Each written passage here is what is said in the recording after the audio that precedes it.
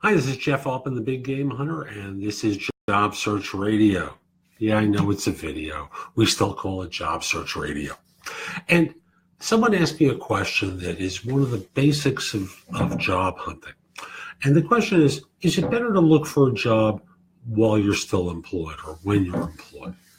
Now, looking for a job when you're employed is harder because you've got a job and it's not like you can just jump through hoops and go on interviews all the time and respond to things. You've got a job to do as well. So you have to wind up putting in effort at lunch, before work, after work to do interviews and respond to tasks. The good thing is you have this thing called the phone that allows you to communicate during breaks, a minute or two while you might be in the restroom, and other places where a quick peek is not a big deal. So in that respect, it's easier. And like I said, it's harder because you've got a job to do. However, the big advantage, and the reason why I always say, with one exception that I'm going to cover in a moment, it's better to look for a job while you're employed, is that you have leverage. Leverage with the firms that you're interviewing with, that you're not just desperate and willing to take anything. When you're out of work, firms feel like they can toss you an offer when it comes to the right time to make them the offer, and you're presented with two choices: leave it and take it. However, when you're working, suddenly they have the fear that you don't have to take their offer. You can stay where you are.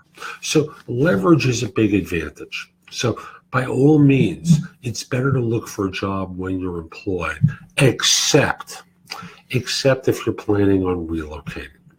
There, it's harder because you're not in the zone where the job exists. So if you have the financial means, there it makes sense to quit your job where you currently live, move to the new location and job hunt there. Now, why do I say that? Long distance job search is always harder because firms feel like even if you tell them you're not you're going to pay for your own relocation, they worry about the interview timing. Let's say you're moving from New York to Chicago or California or Florida, whatever it is, they ultimately feel like compelled to fly you in, or they believe that there are going to be delays in the in-person interviews. Their anxiety gets piqued. Again, their problem, not necessarily yours, but that's the impact of you being out of the area.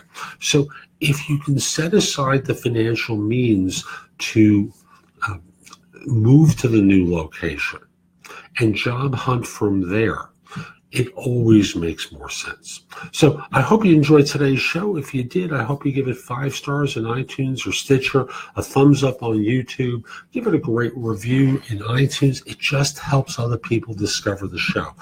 And if you'd like my help with your search, I want to be clear, I'm not a recruiter any longer. I did that for a long, long time, and now I coach people in their job search. So if you'd like my help throughout your search or in individual components of it, visit my website, thebiggamehunter.us.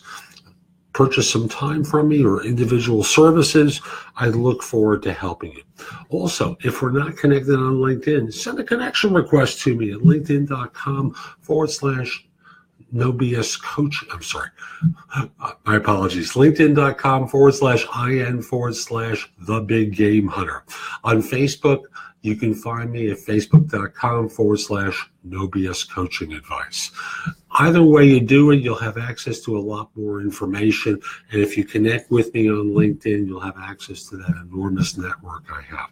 So again, linkedin.com/IN/TheBigGameHunter or facebook.com/NoBS Coaching Advice. Hope you have a great day. Take care.